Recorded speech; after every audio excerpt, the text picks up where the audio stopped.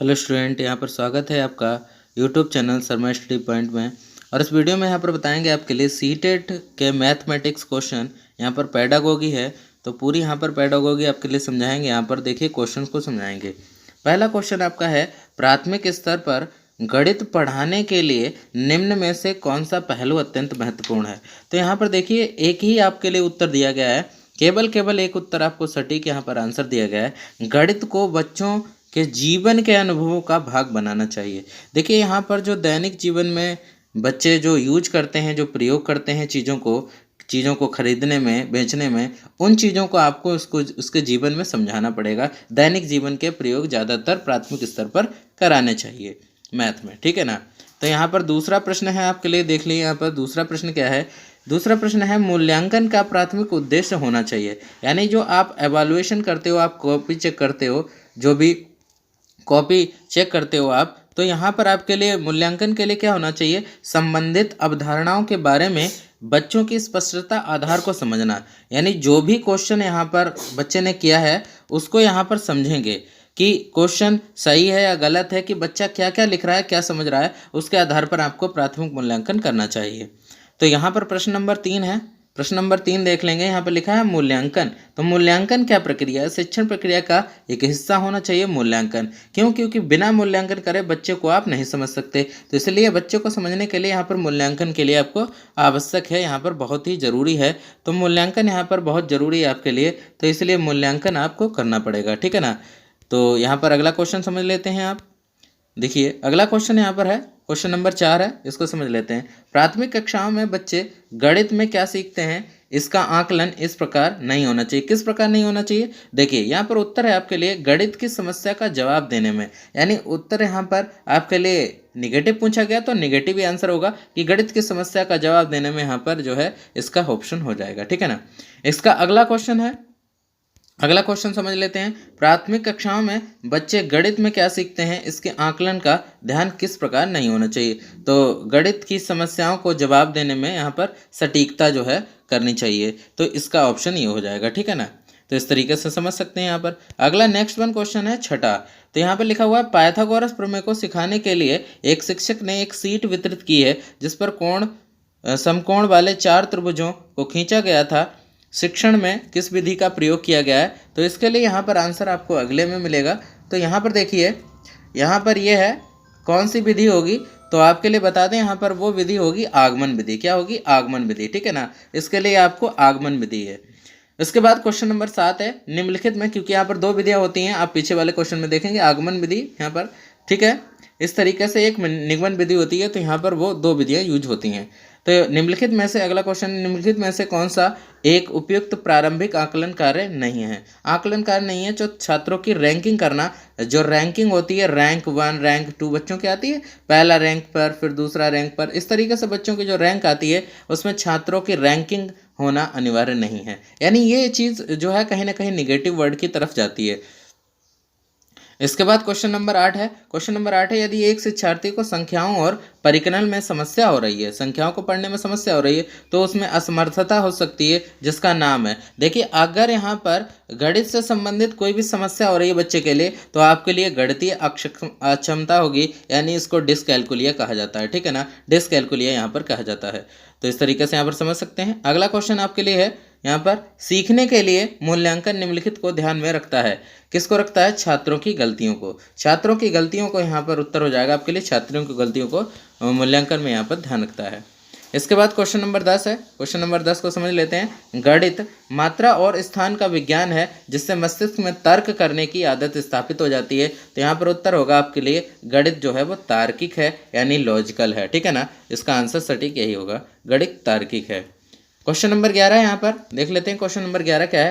प्रिया गणित प्रश्न करने में निपुण है और उसमें किस प्रकार की बहुबौद्धिकता की अधिकता है? तो यहाँ पर उसके लिए तार्किक बुद्धि है। कौन सी है? तार्किक, यानी लॉजिकल जो है इंटेलिजेंस है, यहाँ पर लॉजिकल इंटेलिजेंस है इसके अंदर, लड़की के अंदर, ठीक है ना। अगला क्वेश्चन यहाँ पर है, निम्नलिखित में से कौन सा गणित से डरने का उचित कारण नहीं है? तो निगेटिव है, तो निगेटिव आंसर होगा। तो यहाँ पर शिक्षार्थियों की गणितीय अक्षमता, यानी यहाँ पर जो डिस्कैलकुलिया होती है वो यहाँ पर कारण नहीं है डरने का, ठीक है ना।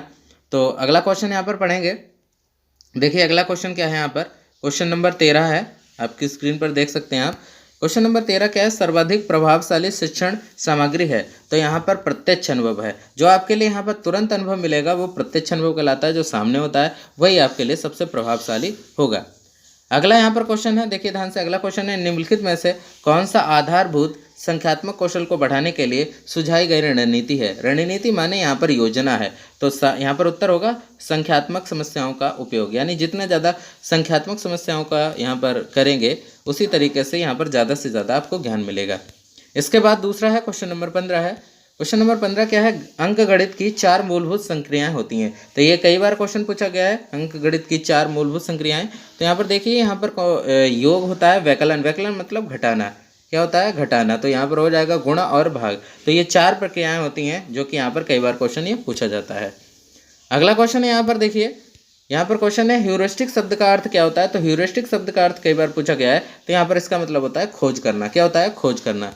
तो आप ध्यान में यहाँ पर रखिए कि ह्यूरिस्टिक का मतलब होता है खोज करना, ठीक है, या अन्वेषण भी इसको कहते हैं, अन्वेषण विधि भी कहते हैं।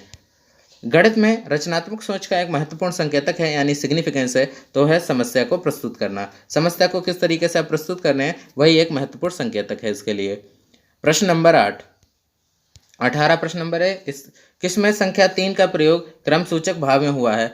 तो यहाँ पर देखिए सीधे सीधे आपके लिए यहाँ पर ऑप्शन नहीं दिया गया, वो उत्तर केवल दिया गया है। मैं तीसरी मंजिल पर रहता हूँ, तो इसमें यहाँ पर 3 क्रम सूचक का जो यहाँ पर प्रयोग किया गया है। क्रम सूचक यानी क्रम से।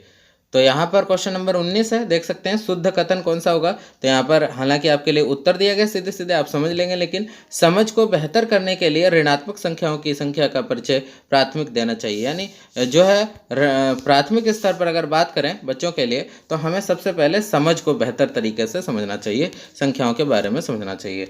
अगला क्वेश्चन यहाँ पर है आपकी स्क्रीन पर, क्वेश्चन नंबर 20 है, देख लें, समझ लेंगे। तो यहाँ पर क्वेश्चन नंबर 20 है, यहाँ पर देखिए, गणित के शिक्षण अधिगम के विषय में निम्नलिखित में से कौन सा कथन सत्य नहीं है। तो सत्य नहीं, इसका मतलब यहाँ पर निगेटिव लेना पड़ेगा हमारे लिए।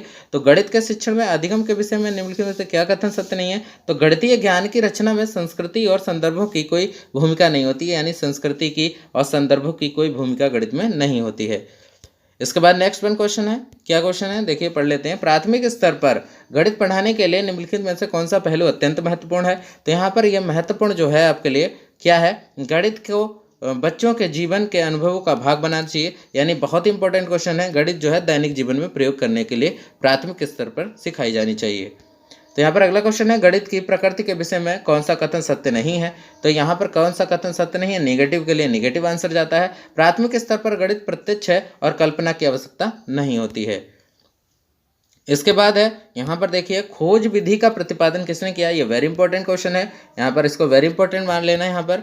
तो यहाँ पर क्वेश्चन ये है कि आपके लिए खोज विधि का प्रतिपादन किसने किया। तो आर्मस्ट्रॉन्ग ने किया है। ये वेरी इंपॉर्टेंट क्वेश्चन है आपके लिए। क्वेश्चन नंबर 24 क्या है देखिए, बच्चों को भिन्न की संकल्पना पढ़ाने के लिए निम्नलिखित में क्या अत्यंत उपयुक्त है। तो यहाँ पर क्विजनर क्षणें होती हैं, ये वेरी इंपॉर्टेंट क्वेश्चन है ये भी। तो यहाँ पर क्विजनर क्षणें जो हैं वो गणित के पढ़ाने के लिए उपयोगी होती हैं।